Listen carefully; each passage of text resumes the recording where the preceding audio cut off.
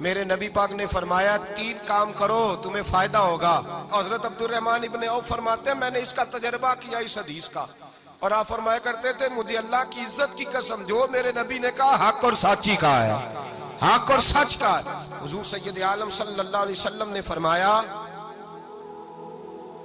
صدقہ دینے سے مال کم نہیں ہوتا.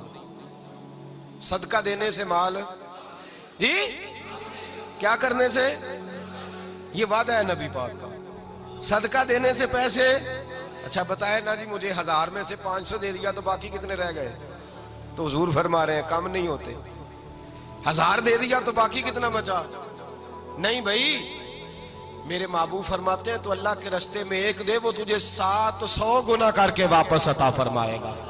نبی پاک نے فرمایا صدقہ دینے سے مال کم نہیں ہوتا, اور فرمایا معذرت کرنے سے عزت میں کمی نہیں آتی.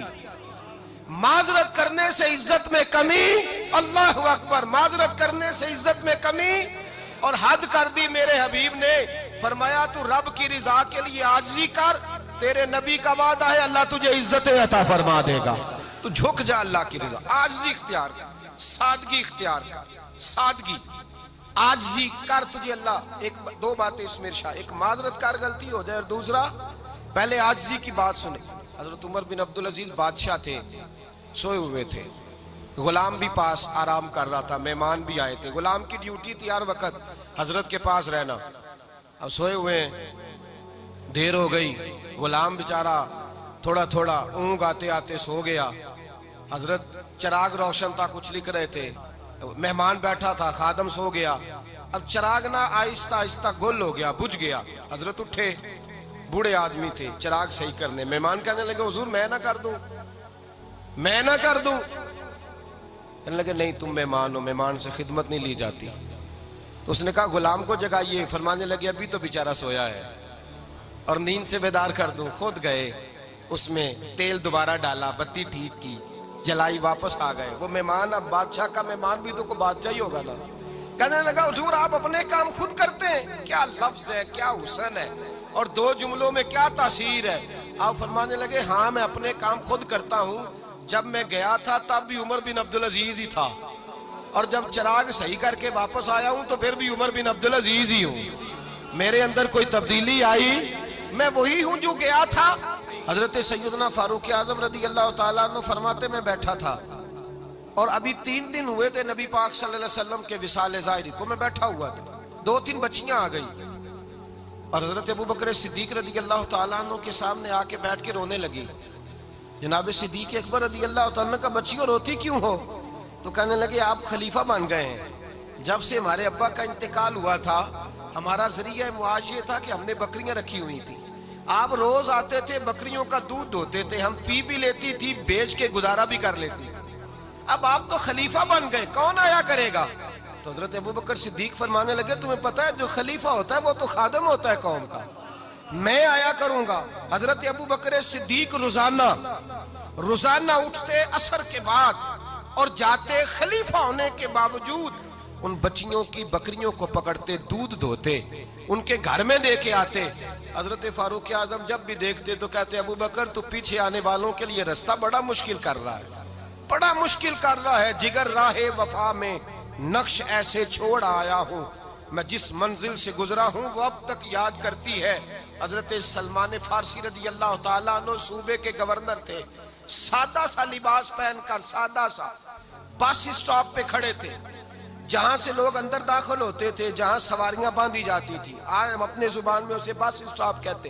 باہر کھڑے تھے, کوئی مہمان آ گیا کسی کا, اس نے دیکھا سادے سے کپڑے ہیں, خستہ سی حالی ہے, اس نے سمجھا کوئی کلی ہے شاید, معاذ اللہ کوئی ملازم ہے. کہنے لگا خادم ادھر آؤ, ادھر آؤ. آپ قریب گئے, کہنے لگے میرا سامان اٹھاؤ. امام غزالی فرماتے ہیں جب تو علم پڑھنے بیٹھتا ہے تو یہ بھی خیال کرنا تیرے اندر تکبر کا بوٹا نہ لگ جائے, عاجزی اختیار کرنا.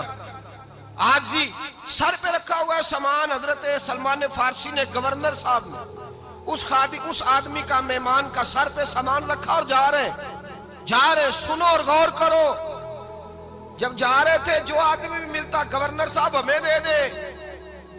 مہمان پریشان ہو گئے, کہنے لگے حضور آپ گورنر ہیں؟ فرمانے لگے نہیں, یہ تو میرا دنیا داری کا نام ہے جو ان لوگوں نے رکھا ہوا ہے، اصل میرا نام وہی ہے جو تو نے لے کے پکارا ہے، اصل نام وہی ہے۔ تو نے کہا غلام ادھر آ، آپ فرمانے لگے پہلے میں ایک یہودی کا غلام تھا، پھر رب تعالیٰ نے فضل کیا تو میں محمد عربی کا غلام ہو گیا، رسول اللہ کا غلام ہو، اور جب میں نبی پاک کا غلام ہوا ہوں تو اس سارے صوبے کا امام ہو گیا ہوں، تو اصل تو میں غلام ہی ہوا نا۔ دوسرا میرے نبی پاک صلی اللہ علیہ وسلم نے ایک تو عاجزی سے عزت ملتی ہے، تکبر سے عزت، وہ جو بندہ جھجکتا ہے نا تیرے نیڑے جانے سے، تو کہتا ہے میری بڑی عزت کرتا ہے، وہ عزت نہیں کرتا۔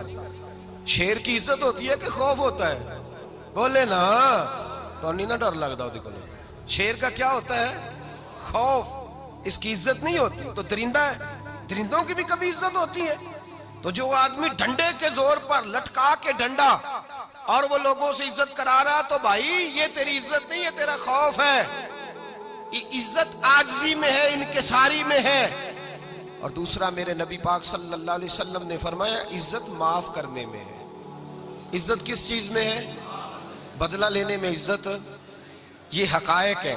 عزت بدلہ لینے، جس نے ایک تھپڑ کے جواب میں 2 مارے وہ باعزت نہیں، بلکہ مسند امام احمد بن حنبل پڑھی، حضرت موسیٰ علیہ السلام کوہ طور پہ کھڑے، میرے رسول پاک علیہ السلام فرماتے ہیں جناب موسیٰ علیہ السلام نے اللہ کی بارگاہ میں عرض کیا، اے اللہ ساری دنیا کہتی ہے ہم عزت والے ہیں، ہم عزت والے، من اعز عبادک یا اللہ، اے اللہ تو بتا تیرے بندوں میں عزت والا کون ہے؟